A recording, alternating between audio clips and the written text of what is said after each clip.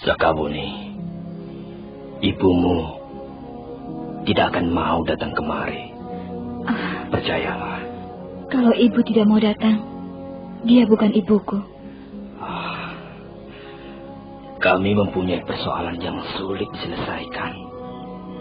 Itulah soalnya. Ayahanda banyak kapuk. Saya kira tidak ada persoalan yang tidak bisa diselesaikan. Mungkin persoalan itu sangat sulit dipecahkan. Terlalu memakan perasaan dan pikiran. Tapi saya kira masih bisa diselesaikan dengan baik. Aku yakin ibu akan mau mengampunimu, ayah. Ibu akan mau memaafkan ayah. Tapi dosa-dosaku terlalu besar, loh. Setiap manusia mempunyai dosa. Bukankah demikian, ayah? Kakek Sugata Brahma pernah mengajarkan bahwa kita tidak boleh berkecil hati. Siapapun orangnya, pasti mempunyai kesalahan dan kekurangannya masing-masing. Yang penting kita mempunyai keinginan untuk memperbaiki kesalahan dan kekurangan kita, ayah. Iya. Kakekmu benar, loh. Mudah-mudahan saja ibumu bisa melupakan kesalahanku di masa lalu dan akhirnya mengampuninya. Itulah yang kuharapkan sekarang ini. Tak ada lagi keinginanku yang lain kecuali menerima pengampunan dari ibumu. Lihat, Buni. Lihat. Siapa yang datang itu? Ibu. Ibu datang, ayah. Lihat, ibu datang. Ibu berlari-lari menuju kemari.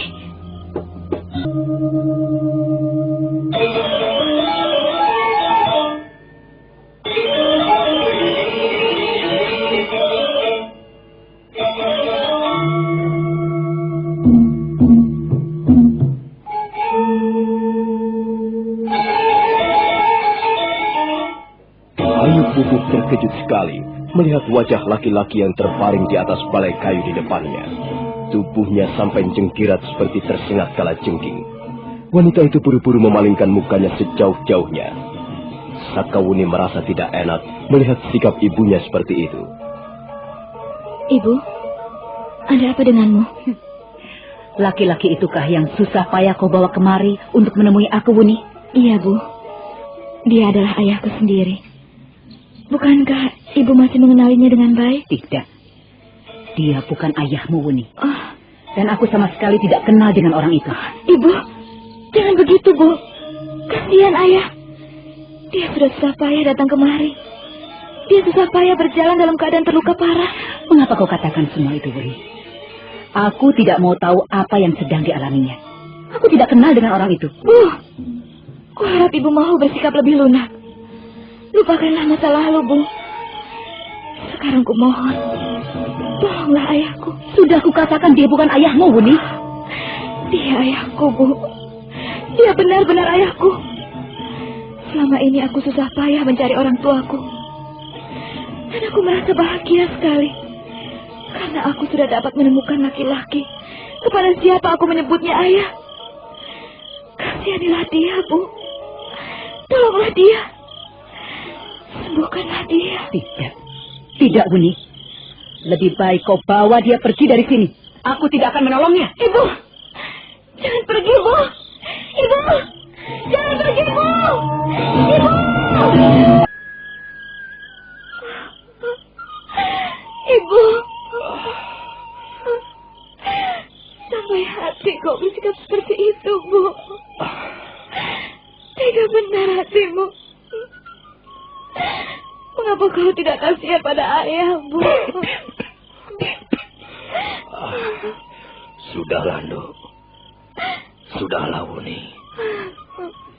Ayah sudah berkata padamu bahwa ibumu tidak mungkin bisa melupakan masa lalunya. Masa lalu ibumu terlalu pahit untuk dilupakan begitu saja. Semua ini memang kesalahan ayahmu, Nduk. Dosa-dosa ayahmu pada ibumu terlalu besar. Karena itu, sudah sepantasnya dia bersikap seperti itu. Sudahlah, lupakan saja. Lebih baik kita segera meninggalkan tempat ini. Tidak, Ayah, tidak. Saya tidak rela Ibu bersikap seperti itu terhadap Ayah. Ibu, tunggu, Bu. Jangan pergi, Bu.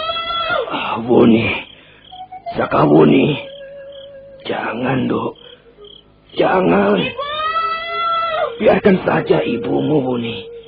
Biarkan.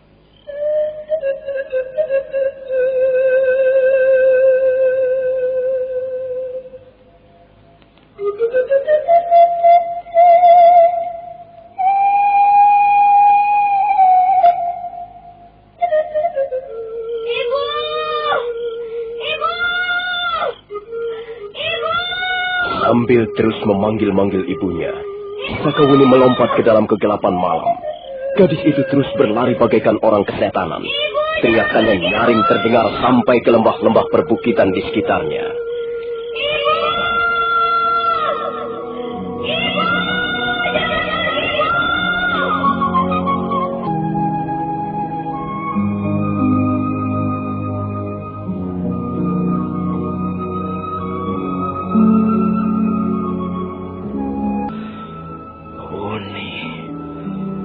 Wuni, anakku. Kau masih juga memaksa ibumu. Mengapa kau belum juga mengerti? Sudah berapa kali kukatakan, ibumu tidak bakal memaafkan ayahmu ini. Dosa-dosa ayahmu terlalu besar. Sakawuni tidak bersalah, Ayahanda Banyakapu. Dia sangat mencintai ibunya. Dan dia juga sangat mencintai Ayah Banyakapu. Ya. Bagaimanapun juga, dia masih gadis remaja. Dia belum bisa sepenuhnya memahami apa yang telah kami alami selama ini. Hatinya masih terlalu polos. Dia terlalu lugu untuk bisa memahami keruwetan di dalam hidup ini. Sudahlah. Lebih baik Ayahanda Banyakapu istirahat. Bagaimana hatiku bisa tenang, Kamandanu? Anakku dan ibunya sedang berkejaran di dalam gelap. Aku tahu Sakawuni berwatak keras. Demikian pula aku tahu Ayu Pupuh sukar dilunakkan hatinya. Mereka sama-sama keras. Jangan-jangan mereka bertengkar. Jangan-jangan mereka tidak bisa saling mengendalikan dirinya.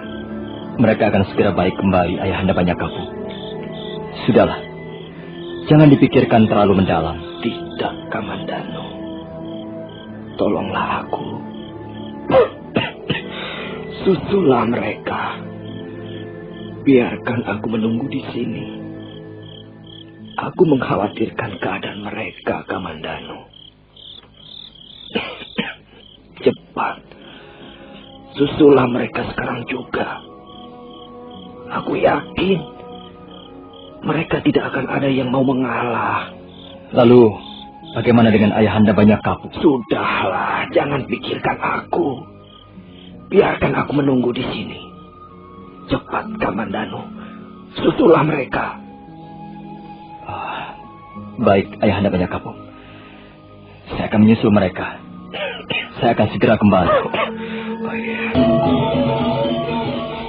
Bu, Ibu. Mengapa kau menyusul aku, Sakawuni?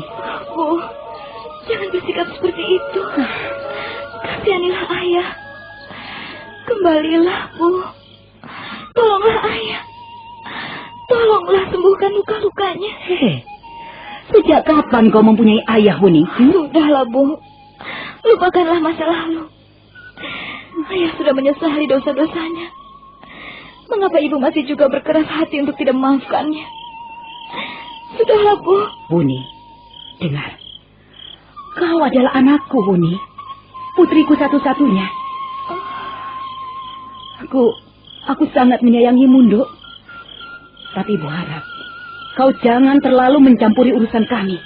Urusan orang-orang tua. Lebih baik kau kembali saja. Atau marilah, Wuni, ikut ibu ke puncak Bukit Panampihan. Dan tinggalkan laki-laki setengah tua yang kau bawa-bawa itu. Dia sama sekali bukan ayahmu. Maaf, Bu. Maaf. Saya mau bertanya pada ibu. Mungkinkah seorang manusia lahir ke bumi ini tanpa seorang ayah? Dengar, Wuni. Dengar. Laki-laki itu memang telah menyebabkan kau lahir ke muka bumi ini. Perbuatannya yang tidak bertanggung jawab itulah yang menyebabkan kau menjadi hadir di muka bumi. Tapi sekali lagi, Wuni, dia bukan ayahmu. Mengapa begitu, Bu? Karena dia tidak pernah mengawini ibumu. Dapatkah dia disebut seorang ayah jika dia tidak pernah mengawini seorang wanita? Kepada siapa dia telah menanamkan benihnya? Sudahlah, Wuni. Ini adalah persoalan pribadi kami. Persoalan orang-orang tua. Kau tidak perlu ikut campur. Usiamu masih terlalu muda untuk mencampuri urusan-urusan seperti ini. Hatimu masih terlalu polos, Wuni, untuk ikut berkubang dalam lumpur dosa. Saya tidak pernah memikirkan terlalu jauh, Bu.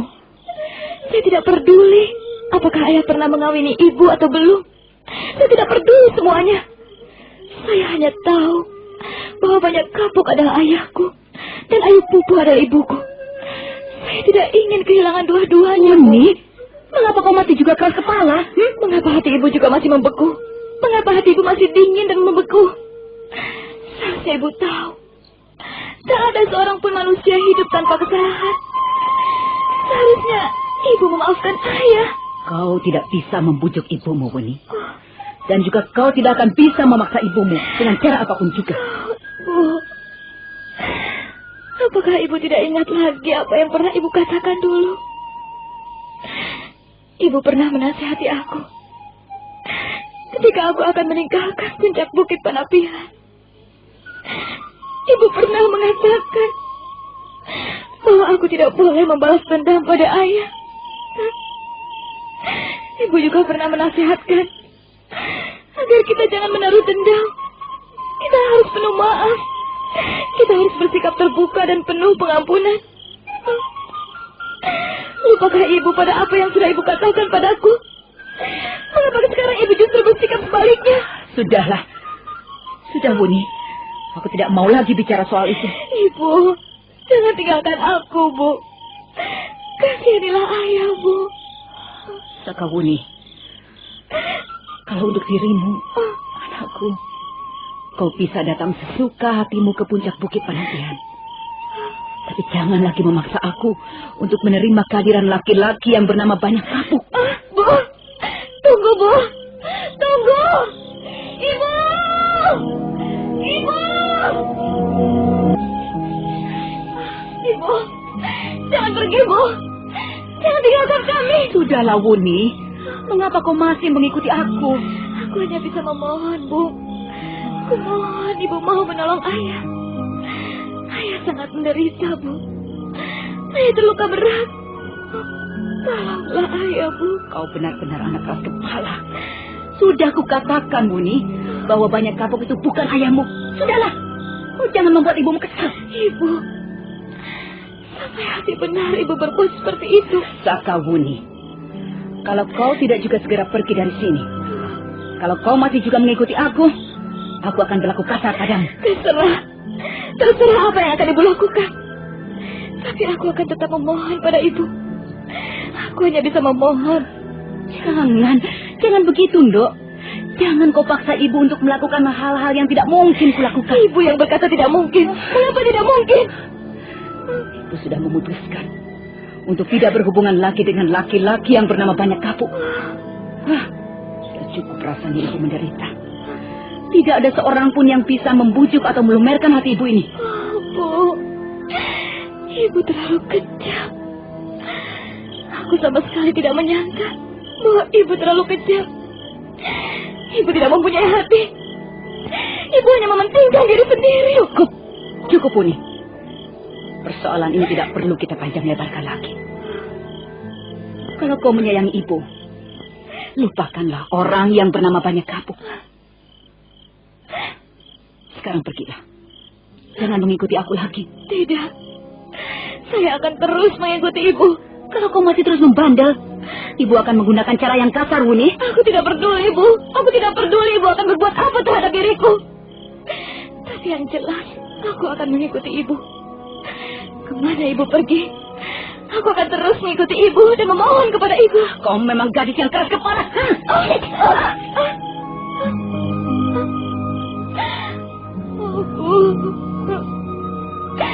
Kau benar-benar kejam. Sekarang kau memukuli anakmu sendiri. Kau benar-benar berhati kecil. Tutup mulutmu, anak bengal. Jangan bicara lagi. Dan jangan mengikuti aku lagi. Ayo cepat pergi. Pergilah dan temuilah laki-laki yang bernama Banyak Kapuk yang kau anggap sebagai ayahmu. Tapi setelah itu, Wuni, jangan coba-coba menemui aku lagi. Bu, ibu, tunggu, Bu, tunggu.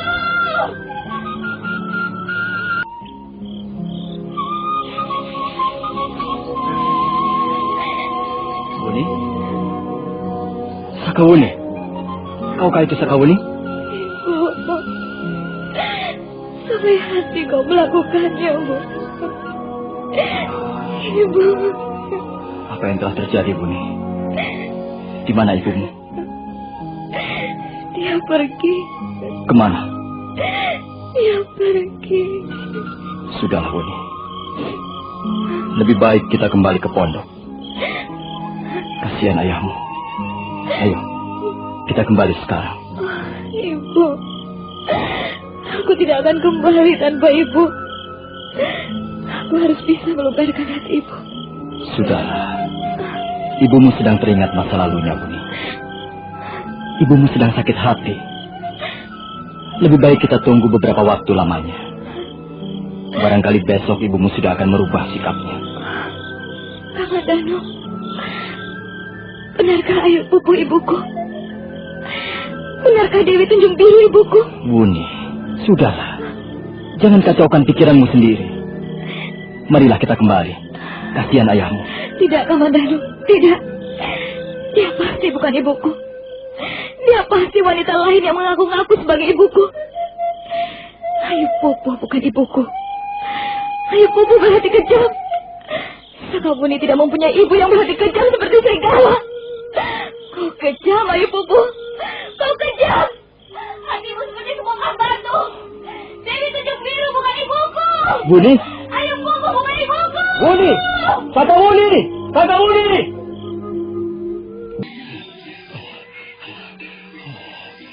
Apa yang akan dilakukan Sakawuni terhadap ibunya? Jangan-jangan mereka akan bertengkar dan bertarung. Kasihan mereka itu. Tapi aku harus menjaga ayahanda Banyak Kapuk. Dia sedang terluka parah. Apa yang harus kulakukan sekarang? Mengapa keadaannya menjadi begini? Serba susah. Mudah-mudahan saja Sakawuni segera sadar. Mudah-mudahan saja Dewi Tunjung Biru segera bisa memahami keinginan putrinya. Arya Kamandanu tidak meneruskan mengejar Sakawuni. Dia membalikan tubuhnya, kemudian bergegas melangkah ke arah pondok, di mana Banyak Kapuk ditinggalkan.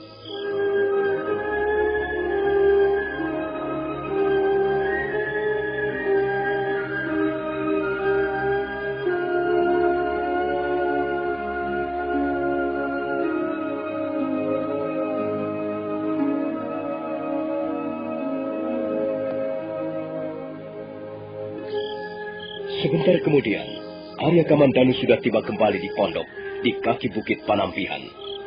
Ia segera menghampiri Banyak Kapuk yang terbaring diam. Ayahanda Banyak Kapuk? Ayahanda Banyak Kapuk? Rupanya dia pingsan lagi. Apa yang harus aku lakukan sekarang? Kalau aku terus-menerus diam di sini, Tak ada yang bermanfaat yang bisa kulakukan. Paling-paling aku hanya menunggu saja Ayahanda Banyak Kapuk kembali sadarkan dirinya. Kalau begitu, lebih baik Ayahanda Banyak Kapuk kubawa naik ke puncak bukit Panampihan. Entah apa yang akan terjadi di sana, aku tidak tahu. Tapi aku harus berbuat sesuatu untuk menolongnya. Arya Kamandanu segera duduk bersila dan memejamkan kedua belah matanya. Dia bermaksud menggunakan aji seipi angin. Mendadak terasa pusarnya menjadi dingin. Kemudian hawa dingin itu menyebar ke seluruh tubuh. Selanjutnya dia merasakan tubuhnya menjadi sangat ringan. Banyak Kapuk masih diam dalam keadaan tidak sadarkan diri ketika Arya Kamandanu menggendongnya di atas pundaknya. Sebentar kemudian, Arya Kamandanu sudah mendukung tubuh laki-laki terluka parah itu menaiki kaki bukit Panampihan. Hei, Dewi Tunjung Biru! Kau bukanlah seorang wanita yang berhati mulia, seperti yang banyak diceritakan orang. Ternyata kau hanyalah seorang perempuan berjiwa iblis. Kau kejam seperti setan. Dewi Tunjung Biru, ayo keluar! Ayo hadapilah aku! Kau takut menghadapi Sakabuni? Kau jangan merasa dirimu soal suci dari Tunjung Biru. Kau pun tidak lebih dari seorang manusia yang berhati binatang. Kau tidak mempunyai belas kasihan. Jiwamu seperti batu hitam. Apa sebenarnya yang kau bangga-banggakan selama ini Dewi Tunjung Biru? Pada saat itu, Tunjung Putih dan Tunjung Kuning muncul dari arah serambi rumah kediaman Dewi Tunjung Biru. Mereka berdua menghampiri Sakawuni yang masih tertawa seperti orang kesetanan. Sakawuni, apa yang kau lakukan di sini? Aku mencari majikanmu. Suruh dia keluar. Suruh dia menghadapi aku. Junjunganku tidak ada di dalam rumah. Kau tidak perlu marah-marah di sini, Sakawuni. Aku tidak percaya. Dewi Tunjung Biru pasti bersembunyi di dalam sana. Ayo, suruh dia keluar. Wanita berhati iblis itu akan segera kuhajar sampai babak belur. Lancang sekali mulutmu, Sakawuni. Tidak seharusnya kau berkata seperti itu pada ibumu sendiri. Dewi Tunjung Biru bukan ibuku. Aku tidak sudi mempunyai ibu berhati iblis. Suruh dia keluar cepat. Tahanlah dirimu, Sakawuni. Ayolah, kita bicara di serambi. Tidak. Aku tidak sudi bicara dengan kalian. Kalian pasti sama saja dengan junjungan kalian. Kalian wanita-wanita yang berkedok kesucian. Kalian menyepi di bukit Panampihan ini hanya untuk menutupi kebusukan hati kalian semata-mata. Aku tidak sudi berhubungan dengan perempuan-perempuan munafik seperti kalian. Sakawuni, mengapa kau marah-marah begini? Apa persoalannya? Aku tidak mempunyai persoalan dengan kalian. Aku hanya mempunyai persoalan dengan Dewi Tunjung Biru. Karena itu, suruh dia keluar. Dia harus membuat perhitungan denganku. Sakawuni, bukankah sudah kukatakan bahwa Dewi Tunjung Biru tidak ada di rumah? Bohong, dusta. Kalian bermaksud melindungi majikan kalian, bukan? Sakawuni, kalau kau terus-menerus marah-marah seperti ini, kami akan mengusirmu. Kalian bisa? Silahkan. Silahkan mengusir aku. Kau pikir gampang mengusir Sakawuni? Ayo, majulah kalian berdua. Atau aku yang akan melabrak kalian. Tunggu, Sakawuni. Tunggu dulu. Sabar. Kau pasti sedang mengalami sesuatu yang tidak menyenangkan hatimu. Tahanlah dirimu, Sakawuni. Kami tidak bermaksud memusuhimu. Kami ingin membicarakannya secara baik-baik. Ayo, kita bicarakan di serambi depan. Tidak. Sudah kukatakan bahwa aku tidak butuh bicara dengan kalian. Aku hanya butuh Dewi Tunjung Biru. Suruh dia keluar. Atau aku akan melabrak ke dalam sana. Sakawuni! Sakawuni!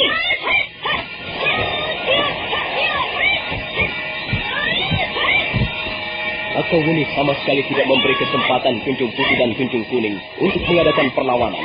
Dia terus menggebrak. Tunjung Kuning dan Tunjung Putih seketika menjadi kelabakan. Sakawuni memang mempunyai kemampuan di atas mereka. Karena itu, walaupun mereka berusaha mengadakan perlawanan sejadi-jadinya, namun hal itu tidak dapat berlangsung lama. Akhirnya Sakawuni dapat merobohkan mereka berdua.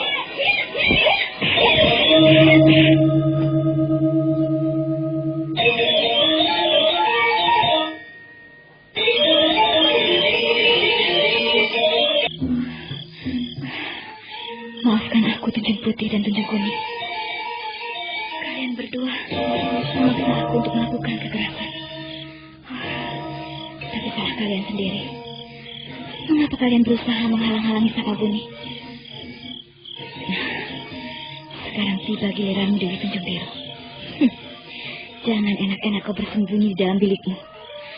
Ini lihat, Sakawuni yang datang.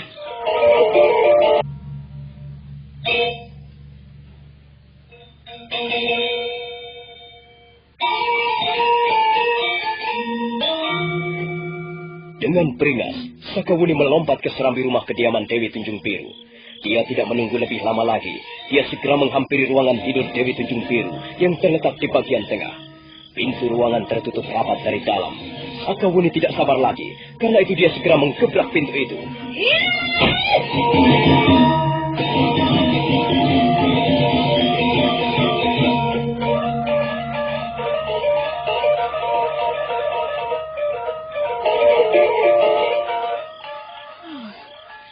Ruangan ini kosong. Dia tidak ada di sini. Dia pasti sudah melarikan diri. Dasar perempuan pengecut. Dia selalu menuduh ayahku tidak bertanggung jawab. Tapi ternyata dia sendiri pun tidak lebih dari seorang wanita pengecut. Kurang ajar. Akan kucari dia. Akan kucari sampai ke ujung dunia sekalipun. Kau telah membuatku kecewa, Dewi Tunjung Biru. Kau telah menyakiti hatiku. Kau harus menerima pembalasanku. Aku tidak terima. Ayahku kau hina dan kau lecehkan seperti itu.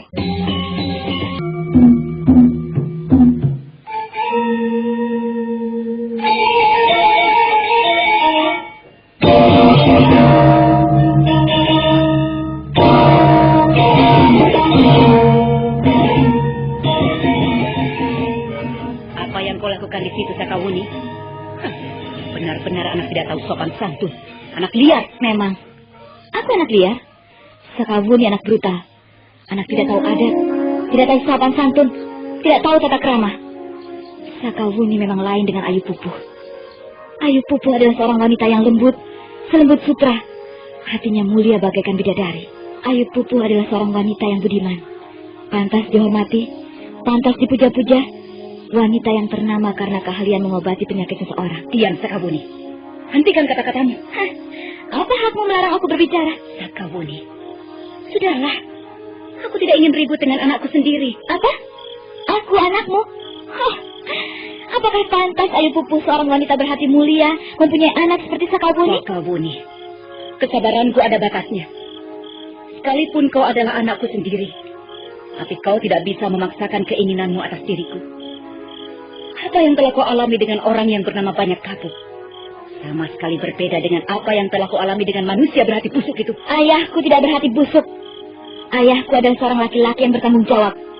Kalau kau mau sedikit saja membuka hatimu, kau akan segera melihat siapa sebenarnya Banyak Kapuk. Tidak, Sakawuni. Aku sudah berjanji di dalam hati. Bahkan sebelum meninggalkan Tanibala, janji itu sudah puluhan kali kuucapkan dalam hati. Aku tidak mau bertemu lagi dengan Banyak Kapuk. Ayahku memang pernah mempunyai kesalahan padamu. Tapi dia sudah mengakuinya. Dia sudah menyadarinya. Mengapa hatimu masih membeku? Mengapa hatimu masih juga belum mau terbuka? Hah, di mana letak kemuliaanmu? Terserah. Terserah kau akan mengatakan apa padaku, Sakawuni. Yang jelas, kau tidak akan bisa membujukku lagi. Sudahlah. Lebih baik kau segera pergi dari sini. Tempat ini adalah tempatku bersemedi. Di tempat inilah aku bisa memperoleh ketenangan batin yang sesungguhnya. Omong kosong. Kau tidak akan pernah memperoleh ketenangan batin yang sesungguhnya.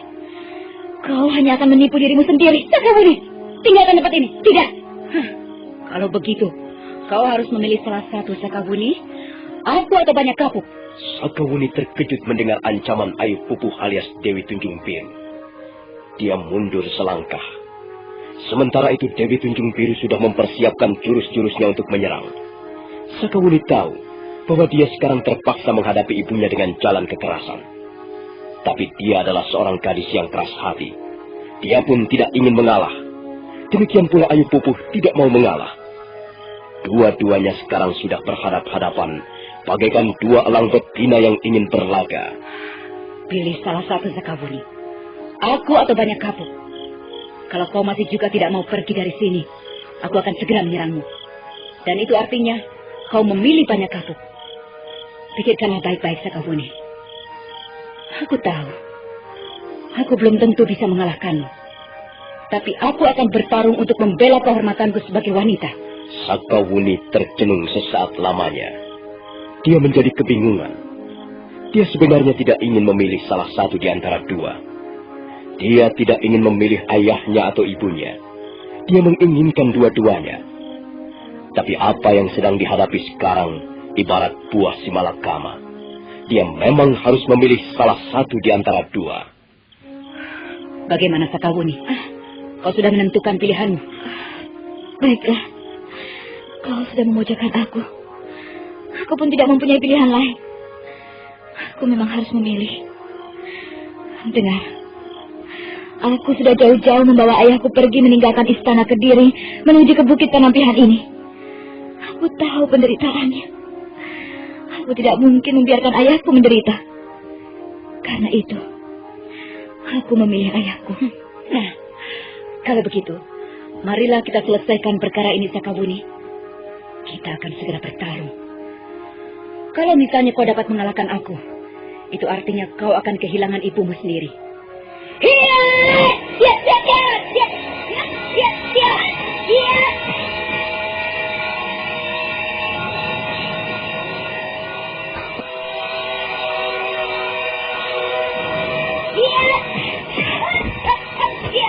Dewi Tunjung Biru langsung menyerang. Sakawuni berusaha membentengi serangan-serangan ibunya dengan jurus-jurus lawan seribu. Ilmu kanuragan yang mereka pergunakan sama persis. Karena itu pertandingan berlangsung dengan seru dan ulet. Tapi nampak Sakawuni jauh lebih lincah karena usianya yang masih muda. 20 jurus segerakan lalu, pertarungan masih berlangsung dengan sengit. Dewi Tunjung Biru berusaha mempertahankan diri dari serangan-serangan balik Sakawuni yang cukup berbahaya. Sekalipun usianya lebih tua, namun dia mempunyai pengalaman yang lebih luas. Di samping itu dia juga mempunyai kesabaran dan ketekunan. Sakawuni menjadi sangat penasaran. Tiba-tiba darah mudanya menggelegak. Secepat kilat dia melompat mundur, kemudian berdiri tegak. Kedua belah telapak tangannya ditutupkan ke telinganya. Dewi Tunjung Biru terkejut. Dia pun segera mundur selangkah. Ayo Dewi Tunjung Biru, teruslah menyerang. Aku sudah siap. Sakawuni, aku tahu. Rupanya kau telah mewarisi jurus angin lengan 1000 milik kakekmu. Kau tidak perlu banyak bicara. Marilah kita lanjutkan pertarungan ini. Jadi kau benar-benar ingin membunuh aku, Sakawuni? Bukankah kau yang memaksa aku untuk memilih? Baiklah. Kalau memang begitu kemauanmu, silakan Sakawuni. Aku tahu bahwa aku tidak mungkin melawan jurus angin lengan 1000. Ayo Uni, silakan. Aku sudah siap. Dewi Tunjung Biru masih tetap tegak berdiri di atas kedua kakinya. Wajahnya yang cantik kelihatan tegar. Sakawuni menjadi ragu-ragu. Apakah benar-benar dia ingin membunuh ibunya sendiri? Hati Sakawuni menjerit. Tiba-tiba tubuhnya menjadi gemetar, menggigil, dan suara angin yang menderu-deru segera lenyap bersamaan dengan tubuh Sakawuni yang jatuh terduduk. Aku tidak bisa. Aku tidak bisa. Aku tidak bisa melakukannya. Sebenarnya aku tidak bisa memilih salah satu di antara kalian. Aku mencintaimu, Ibu. Tapi aku juga mencintai ayahku. Maafkan aku, Ibu. Maafkan putrimu. Sudahlah, Uni. Sudahlah. Mari ikutlah aku. Kita bicara di dalam, Uni. Marilah kita bicara secara baik-baik. Dengan kepala yang dingin. Tanpa harus mengumbar hawa nafsu. Aku pun menyesal telah memperlakukanmu seperti ini, anakku. Ibu. Ibu. Uni.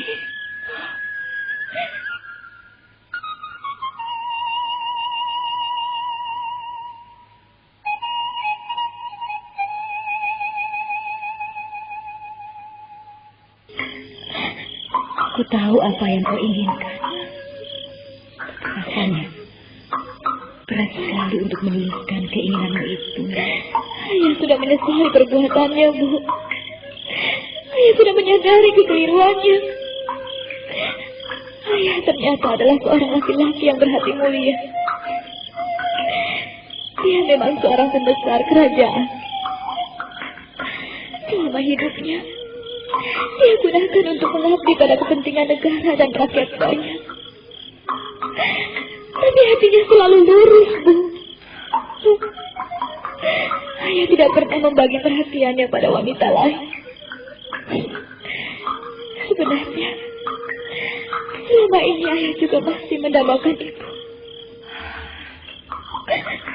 Bagaimana ibu bisa mempercayai kata-katamu? Oh, percayalah, Bu. Percayalah. Kali ini saja, kumohon ibu mau percaya. Ayah sudah membangun sebuah rumah di desa Majapahit. Sudah berapa kali ayah berkata padaku, suatu saat nanti, ayah ingin membawa ibu ke Majapahit, sehingga kita bisa hidup bersama-sama di sana. Bukankah itu sebagai bukti bahwa ayah masih mencintaimu, Bu? Mengapa ibu masih berkeras hati juga? Jangan begitu, Bu. Kasihanilah ayah. Kasihanilah aku. Kasihanilah kami berdua. Kami berdua sangat membutuhkanmu, Bu. Ya. Aku dapat mengerti apa yang kau rasakan dan kau pikirkan sekarang ini, Sakawuni. Memang, hal itu bisa melampungkan angan-angan kita jauh ke tempat yang sangat indah. Tapi itu sudah terlambat, Nduk. Sudah 20 tahun lamanya ibumu menunggu. Masa remaja ibu bahkan sudah lenyap bersama penantian yang sangat panjang dan melelahkan. Air mata ibu sudah kering kerontak. Lihatlah, Umi. Bahkan wajah ibu sudah mulai berkerut. Tidak, Bu. Ibu tetap cantik. Ayah bahkan pernah berkata, sekalipun ibu sudah menjadi seorang nenek-nenek, ibu tetap adalah wanita yang paling cantik di dunia ini. Pernyataan seperti itu terlalu berlebihan, Buni. Tidak, Bu. Tidak. Pernyataan itu sepertinya cukup tulus. Ayah bersungguh-sungguh, Bu. Ibu harus percaya bahwa ayah bersungguh-sungguh. Sudahlah, Buni. Kau tidak perlu membujuk ibumu lagi, nak. Tidak. Saya akan terus membujuk ibu sampai hati ibu menjadi lunak dan sudi memaafkan ayah. Baiklah. Aku akan memaafkan ayahmu. Bu. Benar, Bu. Benar ibu mau memaafkan ayah. Ibu. Sebentar, Buni. Kalau ibu memaafkan ayahmu, sebenarnya hanya karena kau. Ibu kasihan melihatmu, nak. Ibu tidak ingin kau menderita karena perbuatan kami. Kalau begitu pernyataan maaf ibu tidak tulus. Jangan mengharap terlalu banyak, Uni. Aku pun tidak bisa memberikan lebih dari yang seharusnya aku berikan padamu. Sekarang kembalilah. Tinggalkanlah tempat ini, Uni. Dan bawalah bunga tunjung biru ini untuk mengobati luka-luka banyak kamu. Dan bagaimana dengan ibu? Sudahlah. Biarkan ibumu sendiri. Ibu sudah terbiasa dengan keadaan seperti ini, Buni. Ibu tidak mempunyai keinginan yang lebih banyak. Ibu sudah cukup bahagia dengan keadaan seperti ini. Sudahlah, Nduk. Pergilah. Jadi ibu tetap tidak ingin kembali bersama ayah? Sudahlah, Buni.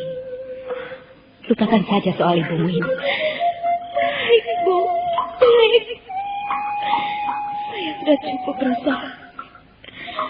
Tapi rupanya saya telah gagal. Saya tidak berhasil membuka jendela hati ibu. Saya menyesal sekali. Saya merasa hidup saya tidak ada artinya lagi. Baiklah, Bu. Baik. Saya tidak perlu membawa bunga tunjung biru ini. Biarlah ayah tidak dapat disembuhkan. Saya tidak percaya lagi. biarlah ayah mati. Selamat tinggal, Bu.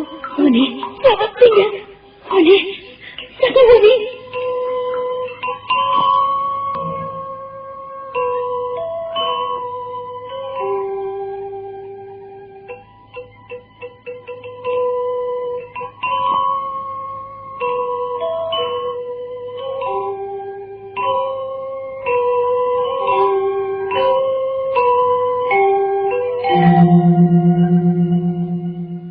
Sakawuni merasa sedih dan putus asa, dan hatinya semakin tambah teriris setiap kali memandang wajah banyak kapuk ayahnya. Sementara itu malam semakin tua, bintang bertaburan di atas langit kelam, dan udara sangat dingin oleh kabut yang turun dari lereng Gunung Semeru. Banyak kapuk masih terbaring di serambi depan, ditunggui Arya Kamandanu. Sakawuni bermaksud membawa pergi ayahnya dari Bukit Panampihan malam itu juga. Saya telah gagal, Ayah. Maafkan. Saya tidak bisa membujuk Ibu. Sudahlah, Wuni. Ayah dapat mengerti perasaan ibumu. Ayah memang tidak pantas dikasihani. Saya sangat menyesalkan sikap Ibu.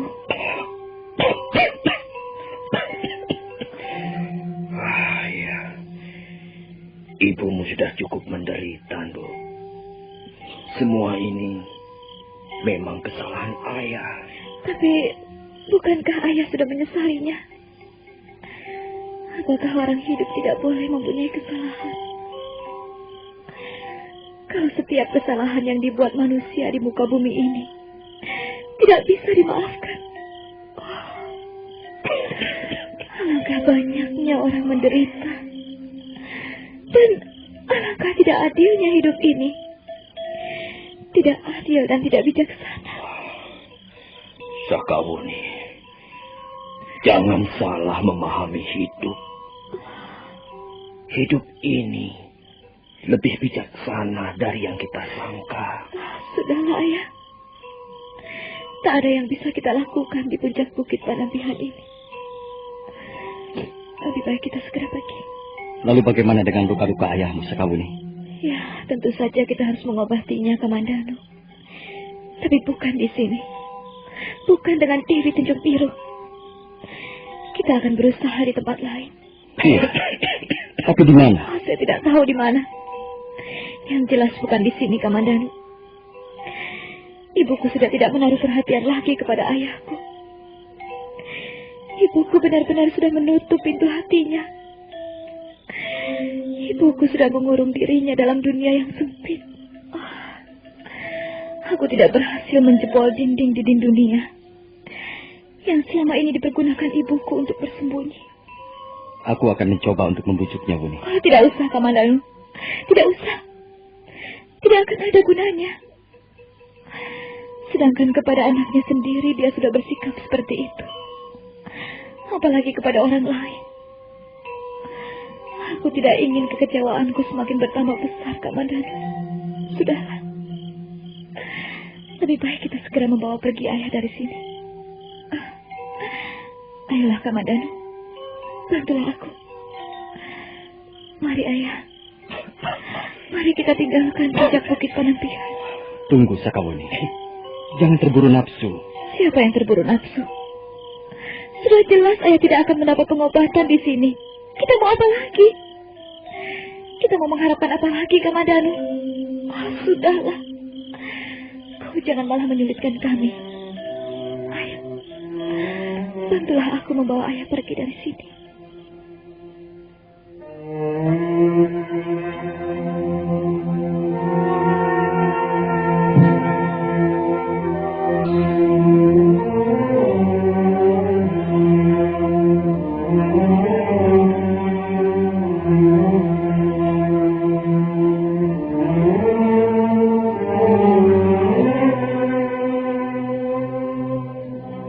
Sakawuni dengan dibantu Arya Kamandanu segera memapah banyak kabut. Perlahan-lahan mereka turun dari serambi depan, kemudian melangkah ke halaman. Waktu itu cahaya semburat merah nampak di ufuk timur. pertanda fajar bakal menyingsing. Angin bertiup lembut. Sambil merasakan hatinya yang pedih bagaikan tercabik-cabik benda tajam, Sakawuni menuntun ayahnya dengan penuh kasih sayang. Tapi baru mereka melangkah kurang lebih 20 tindak, mendadak di hadapan mereka muncul sesosok tubuh wanita. Wanita itu berdiri tegap, diam, sama sekali tidak bergerak, bagaikan arca pualam. Kalian hendak kemana? Ayo, Kamandanu. Kita jangan menghiraukan siapa-siapa lagi. Kita tidak pantas untuk tinggal lebih lama di puncak bukit Panampihan ini. Tempat ini milik seorang pertapa yang suci, yang mulus hatinya, tak pernah mengenal dosa. Kalau kita tidak segera pergi, kita hanya akan mengotori saja tempat ini. Ayo, Kamandanu. Mari, ayah. Sakawuni, tunggu dulu. Dewi Tunjung Biru, mengapa kau menghalang-halangi kami? Mengapa kau tidak meneruskan semedimu di Sanggar Pamujan? Supaya jiwamu berkilat-kilat seperti butiran-butiran mutiara. Jangan begitu, Wuni. Jangan berkata seperti itu kepada ibumu. Maafkan saya, Bu. Saya memang harus segera pergi membawa ayah dari sini. Puncak Bukit Panampihan tidak memberikan harapan apapun juga pada diri kami. Maafkan, Bu. Biarkan kami lewat. Tunggu, anakku. Tunggu dulu. Jangan pergi dulu. Baiklah. Ibu mengaku bersalah. Sekarang ibu menyadari kekeliruan ibu. Bukan ibu, Wuni. Terima kasih, Bu. Terima kasih. Namun begitu, ibu tidak bisa menahan kami di sini. Pupu, sebenarnya aku tidak mau datang ke tempatmu ini. Bukan karena apa-apa. Aku malu, Pupu. Aku merasa berdosa padamu. Aku merasa tidak mempunyai muka untuk menemuimu. Tapi Sakawuni telah memaksaku. Akhirnya aku datang juga ke tempatmu ini. Maafkan aku, Pupu. Maafkan kami. Kau berhak untuk menentukan sikapmu. Kalau memang kau tidak bersedia mengobati luka-lukaku, biarlah kami pergi ke tempat lain. Tidak akan banyak kamu. Kalian tidak usah pergi ke tempat lain. Biarlah aku yang akan mengobati luka-lukamu, Kakang. Popo, aku malu, Popo. Aku malu pada diriku sendiri. Lupakanlah masa lalu kita, Kakang Banyak Kabu. Sekarang, marilah kita melihat ke depan demi Sakawuni. Jadi, kau sudi memaafkan aku, Pupu. Kau rela memberikan pengampunan padaku. Kakang Banyak Kabu. Ayo, Pupu. Kakang Banyak Kabu. Ayo, Pupu. Kakang. Maafkan aku, ayo, Pupu.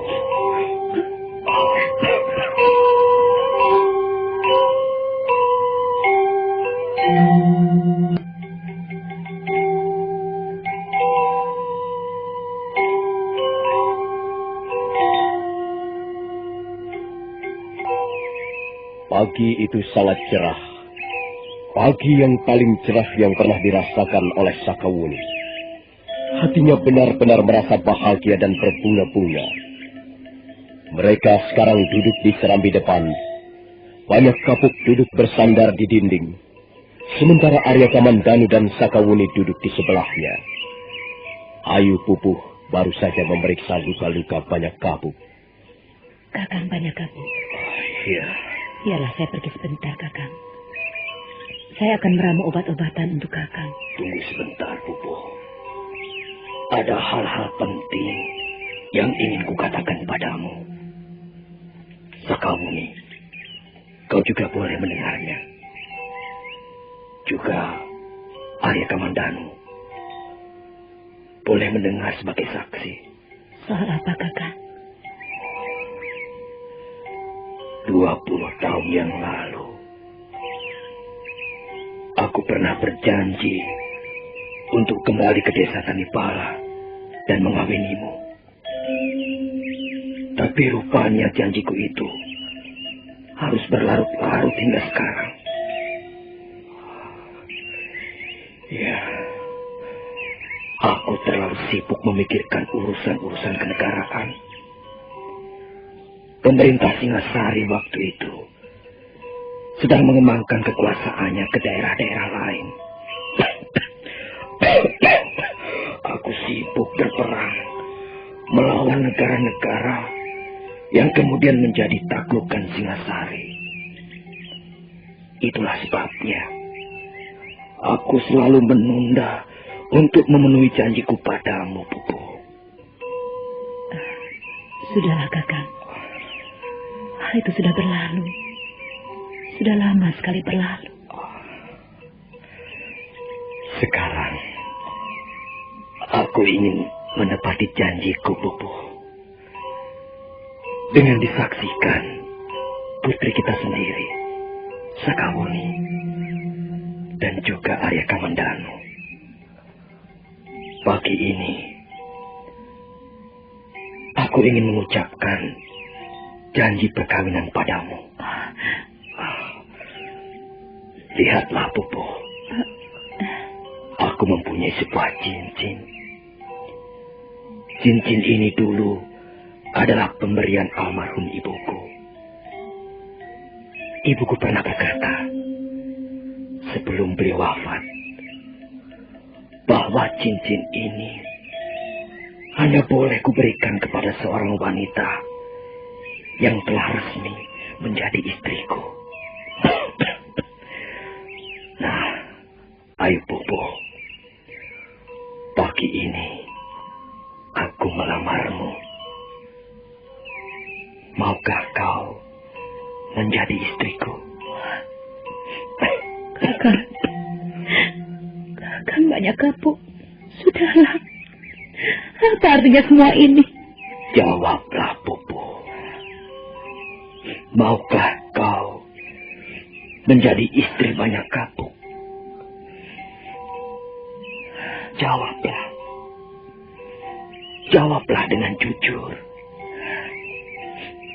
Kakang banyak kapuk. Selama hidupku, aku hanya mengenal seorang laki-laki. Dan laki-laki itu adalah kau, Kakang. Cintaku tidak pernah terbagi kepada siapapun juga. Cintaku hanya kuberikan seluruhnya kepadamu, Kakang. Baiklah, Kakang. Sekalipun hal ini sudah sangat terlambat, baiklah. Aku penuhi lamaranmu. Aku bersedia menjadi istrimu untuk selama-lamanya. Dalam sisa-sisa hidupku ini. Terima kasih, Pupu. Nah, sekarang pakailah cincin pemberian ibuku ini. Banyak kapuk kemudian meraih tangan Ayu Pupu. Sambil berlinangan air mata, laki-laki setengah tua itu menggenggam jari-jari Ayu Pupu. Sakawuni dan Arya Kamandanu juga tidak bisa menahan keharuan yang menghimpit jiwa mereka. Rasa haru yang diliputi rasa bahagia. Kemudian pelan-pelan banyak kapuk menyematkan cincin pemberian ibunya ke jari Ayu Pupu. Setelah itu, mereka pun berdekatan dengan sangat mesra, disaksikan oleh putri mereka sendiri, Arya Kamandanu, dan pagi yang sangat cerah. Ayu Pupu. Ayu Pupu, istriku.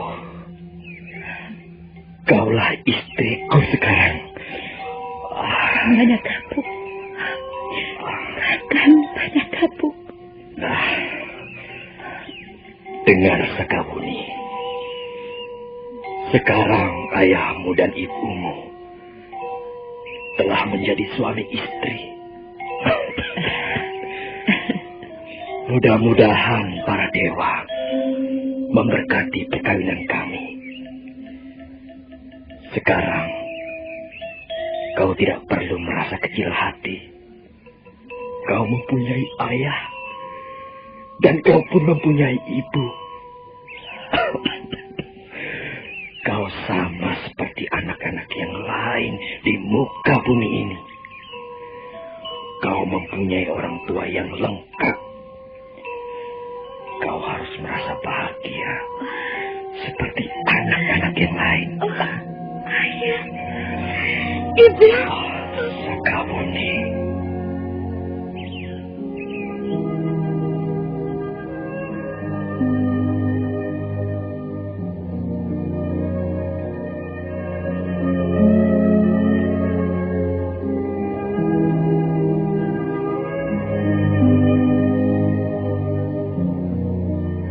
Hari itu menjadi hari yang sangat bahagia. Sakawuni telah dapat mempertemukan ayah bundanya. Mereka ngobrol bersama di serambi depan sambil makan dan minum. Sakawuni tidak mau terlepas dari ayah bundanya. Wajahnya berseri-seri, dan dia merasakan seperti baru saja dilahirkan kembali.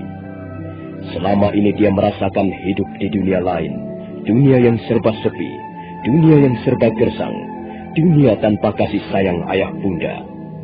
Mereka terus bercengkrama hingga malam tiba. Arya Kamandanu membantu mempersiapkan segala sesuatu untuk keperluan mereka. Jangan diganggu, Buni. Ayahmu sedang tidur. Mungkin dia terlalu lelah. Ayah banyak tertawa hari ini. Selama berkumpul dengan ayah, baru sekarang saya melihat ayah banyak sekali tertawa. Oh ya? Di mana ibumu? Entahlah, ibu mengurung diri di dalam biliknya. Katanya dia mau menyiapkan bunga tunjung biru untuk mengobati ayah. Mengapa ibumu masih belum juga mengobati ayahmu? Entahlah, Kamandanu. Ibu baru mengobati luka-luka ayah di bagian luarnya saja. Baiklah. Kau tunggu ayah, Kamandanu. Aku akan menemui ibu dulu.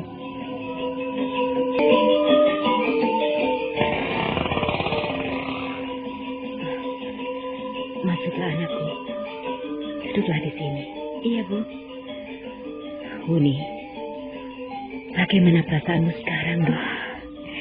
Saya merasa sangat bahagia sekali, Bu. Sepertinya saya telah menemukan dunia saya yang sesungguhnya. Dunia seorang anak. Syukurlah. Aku pun merasa bahagia sekali, Buni. Akhirnya aku dapat menjadi istri ayahmu. Walaupun dengan upacara yang sangat sederhana. Oh ya, bagaimana keadaan ayahmu? Ayah tidur, Bu. Ayah tidur pulas sekali. Mungkin dia terlalu lelah hari ini. Ayah terlalu banyak bergurau dan tertawa. Ada apa, Bu? Bu, ada apa? Tidak ada apa-apa, Buni. Sepertinya ibu ingin mengatakan sesuatu. Iya.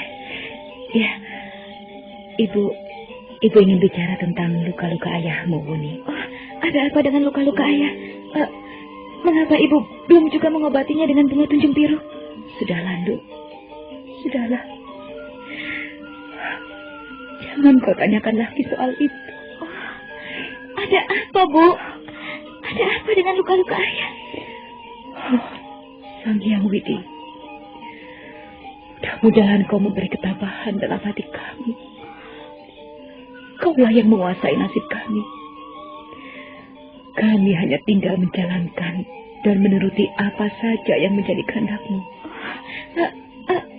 Ada apa, Bu? Ada apa dengan ayah? Katakanlah, mengapa ibu tidak segera mengobati ayah dengan bunga tunjung biru? Cepat, Bu. Gunakanlah bunga tunjung biru untuk mengobati luka-luka ayah. Ayo cepat, nanti terlambat.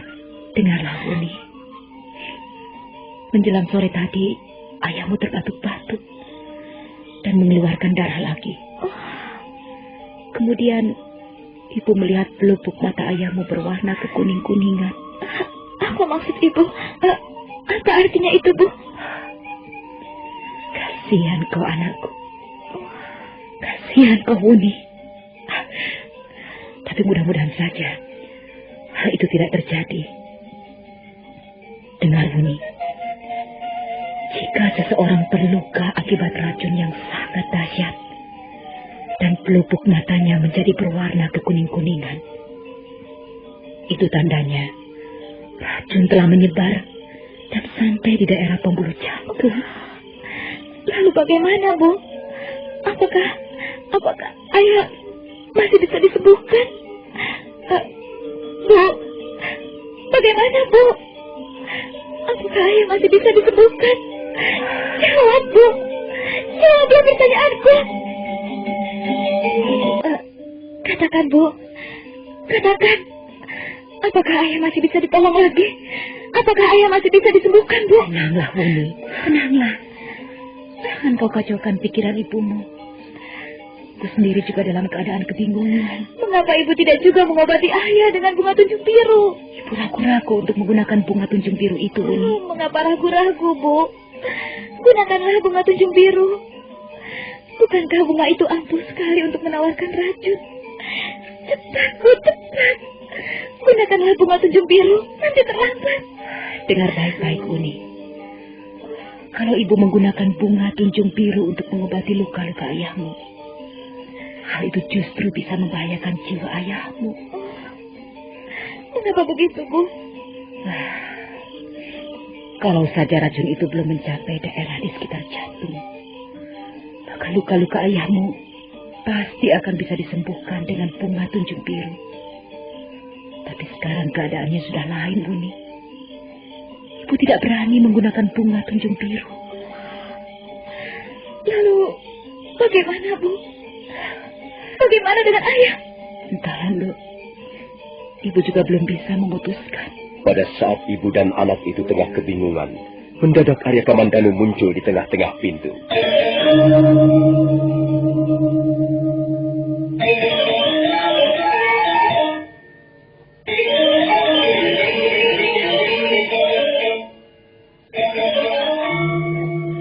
Ada apa, Kamandanu?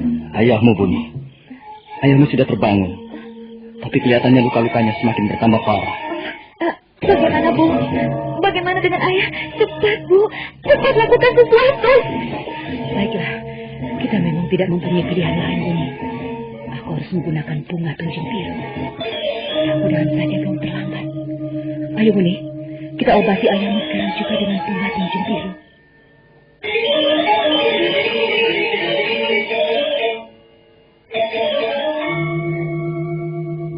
Mereka bergegas meninggalkan bilik.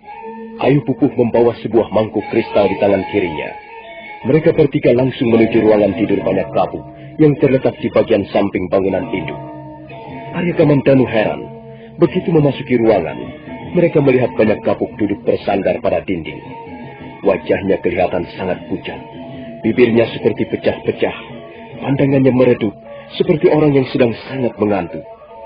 Sakawuni segera menghampiri ayahnya. Ayah, bagaimana keadaanmu, Ayah? Tenanglah, Lu. Ayah tidak apa-apa. Duduklah di sini. Mana ibu? Ini ibu, Ayah. Cepat, Bu. Cepat gunakanlah bunga tunjung biru untuk mengobati luka-luka ayah. Ayu Pupuh segera mencelupkan bunga tunjung biru ke dalam mangkuk kristal. Mangkuk kristal yang berwarna putih dan berisi air putih itu mendadak berubah warnanya menjadi kebiru-biruan.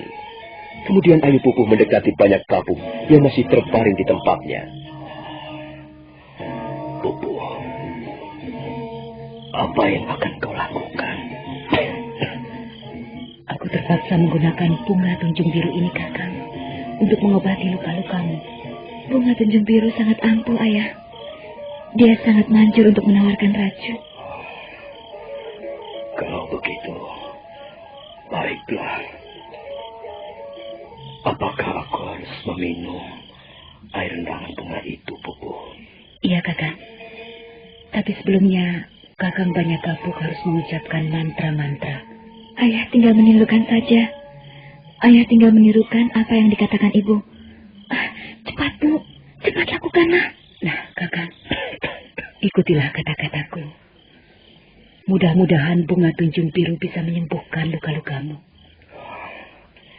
Oh, Sang Hyang Widi, penguasa seluruh jagat semesta ini. Sang Hyang Widi, penguasa seluruh jagat semesta ini. Kaulah pencipta segalanya. Kaulah pencipta segalanya. Kaulah yang menguasai kerajaan siang ataupun malam.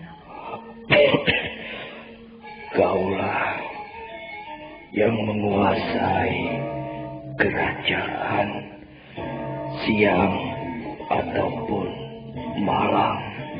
Tak ada yang mustahil di depan kekuasaanmu yang maha besar. Tak ada yang mustahil di depan kekuasaanmu yang maha besar. Nasib manusia berada di dalam genggamanmu. Nasib manusia berada di dalam genggamanmu. Terjadilah seperti apa yang menjadi kehendakmu. Terjadilah seperti apa yang menjadi kehendakmu. Segalanya aku serahkan padamu. Padamu semata-mata. Sang Hyang Widi. Segalanya kuserahkan padamu. Padamu semata-mata, Sang Hyang Widi. Kaulah yang menciptakan rasa sakit. Kaulah pula yang menciptakan obat penyembuhnya. Kaulah yang menciptakan rasa sakit. Kaulah pula yang menciptakan obat penyembuhnya.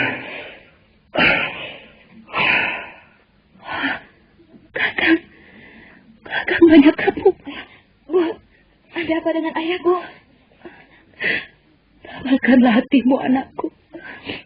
Kuatkanlah imanmu, Wuni. Ada apa dengan ayah? Mengapa ayah diam saja, Bu? Wuni, ayahmu sudah pergi mendahului kita, nak. Ayahmu sudah meninggalkan kita semua. Ayah! Ayah! Ayah!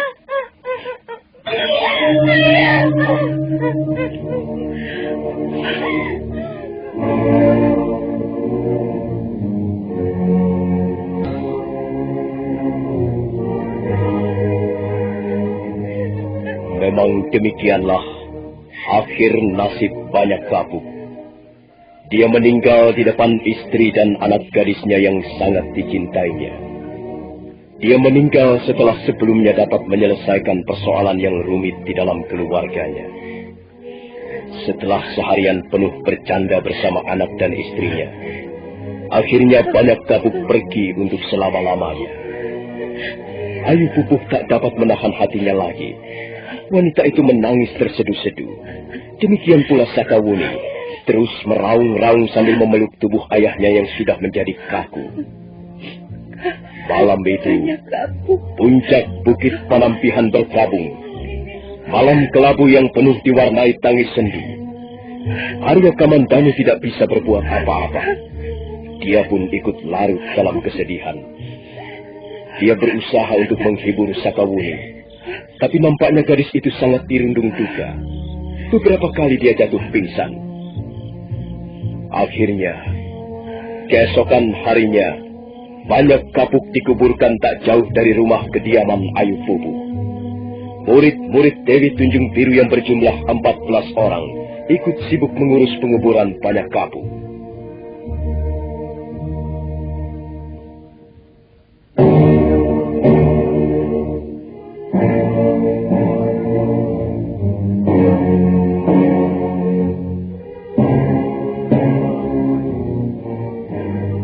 Hari telah berlalu. 2 hari tubuh banyak kapuk telah ditanam ke dalam tanah.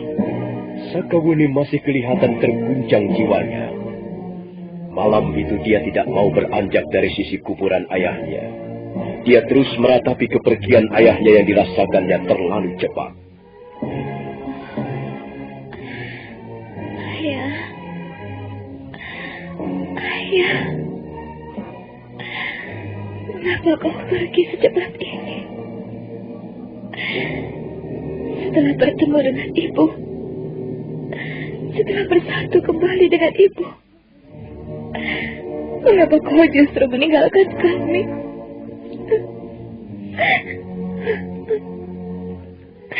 Ayah, kau pernah berjanji bahwa kau akan membawa ibu ke Majapahit. Kemudian kita bertiga akan hidup dan tinggal bersama-sama di Majapahit. Tapi ternyata kau tidak menepati janjimu, Ayah. Mengapa harus seperti ini kejadiannya? Sakawuni. Ibu. Sudah landung. Jangan menangisi orang yang sudah pergi. Ayahmu dengan tenang meninggalkan kita, Wuni. Ayahmu meninggal dengan sebuah senyuman yang sangat menawan. Itu suatu pertanda bahwa ayahmu telah rela dan ikhlas meninggalkan kita, Ndu. Sudahlah, jangan kau tangisi lagi kepergiannya. Apa artinya semua ini, Bu? Apa maksudmu, Wuni? Mengapa ayah pergi begitu cepat? Ingat, Ndu, manusia tidak menguasai nasibnya sendiri. Saya jadi tidak mengerti dengan semua ini. Saya tidak mengerti apa sebenarnya yang sedang berlangsung dalam kehidupan manusia ini. Saya sangat mendambakan kehidupan bahagia di tengah-tengah keluarga. Saya berusaha mempersatukan ayah dan ibu. Saya pergi dari tadi bala, mengembara seperti anak liar. Ya, anakku. Bertahun-tahun saya mengembara untuk mencari orang tua saya. Dan setelah bertemu, dan setelah saya mendapatkan ayah dan ibu, tiba-tiba dalam waktu 1 hari semuanya kembali buyar. Dan alam saya menjadi buyar. Harapan-harapan saya menjadi berantakan. Kebahagiaan saya menjadi sirna. Mengapa hal ini harus terjadi pada diri saya, Bu? Wuni, Sakawuni, hidup ini memang menjadi milik kita. Tapi rahasia di balik kehidupan sama sekali bukan kepunyaan kita, Nduk. Karena itu, kita harus pasrah. Hati kita harus sumarah. Tak ada manfaatnya kita mencari jawaban dari teka-teki kehidupan. Hal itu justru akan membuat susah diri kita sendiri dan sia-sia. Wuni, manusia hanyalah setetes air dalam samudra kehidupan ini. Apalah artinya setetes air? Apa yang bisa dilakukan oleh setetes air? Karena itu, Nduk, kita harus mencampakkan pikiran-pikiran dan pertanyaan-pertanyaan seperti itu. Tapi pikiran-pikiran itu datang silih berganti, Bu. Sulit mencampakkannya begitu saja. Iya. Aku tahu, Wuni. Tapi ingatlah, kau masih muda.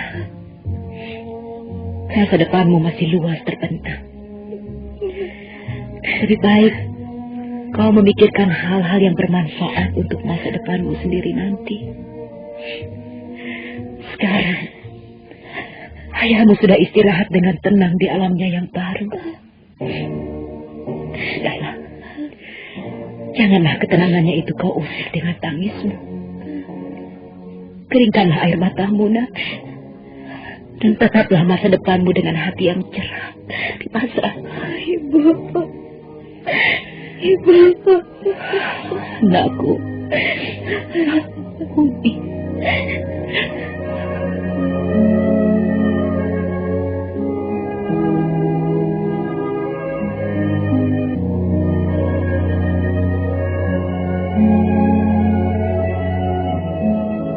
Sudah 4 hari lamanya Sakawuni berada di puncak Bukit Panampihan.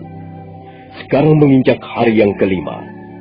Rumah kediaman Dewi Tunjung Biru masih nampak diliputi suasana berkabung. Sakawuni kelihatannya masih murung.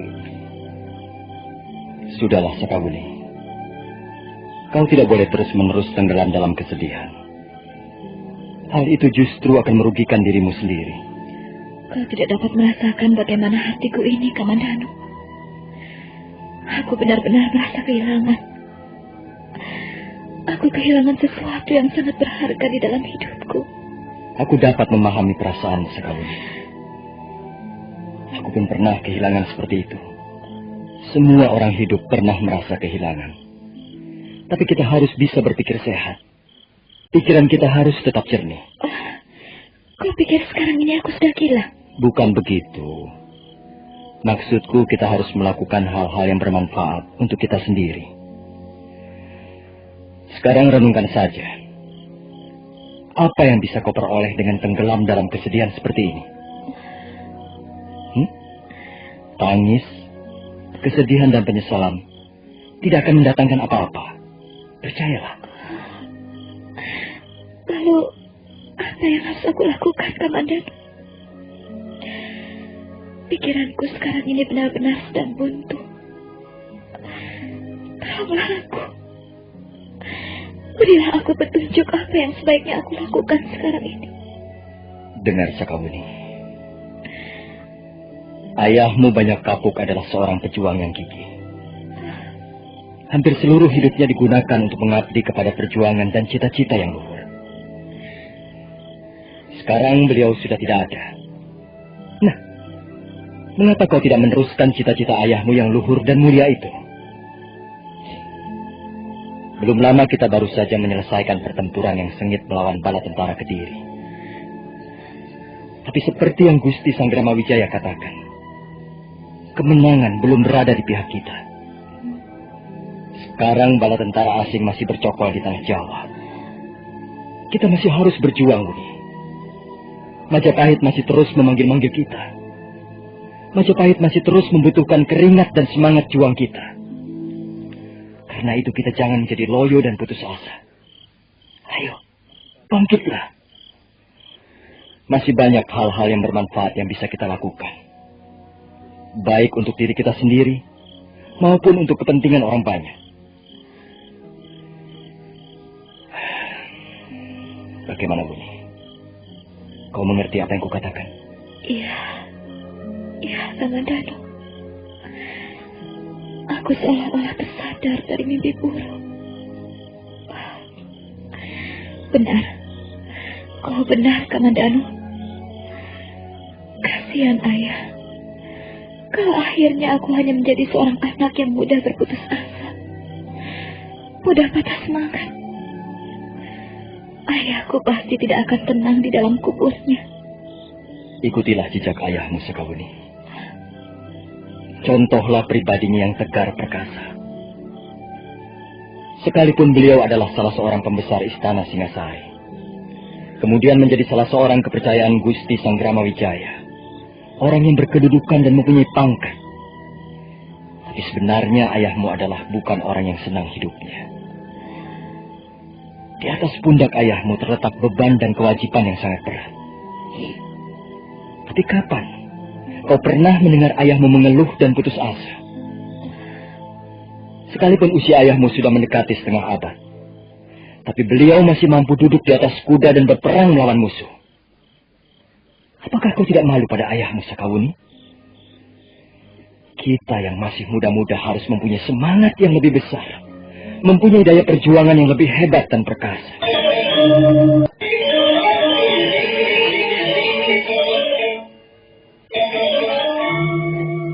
Sakawuni terdiam mendengarkan apa yang dikatakan Arya Kamandanu. Kata-kata yang meluncur dengan tenang dan sederhana itu akhirnya mampu menggedor hatinya. Mendadak semangatnya timbul kembali. Matanya kembali bersinar. Nah, saudara pendengar, bagaimanakah kisah selanjutnya? Apa yang akan dilakukan Sakawuni dan Arya Kamandanu?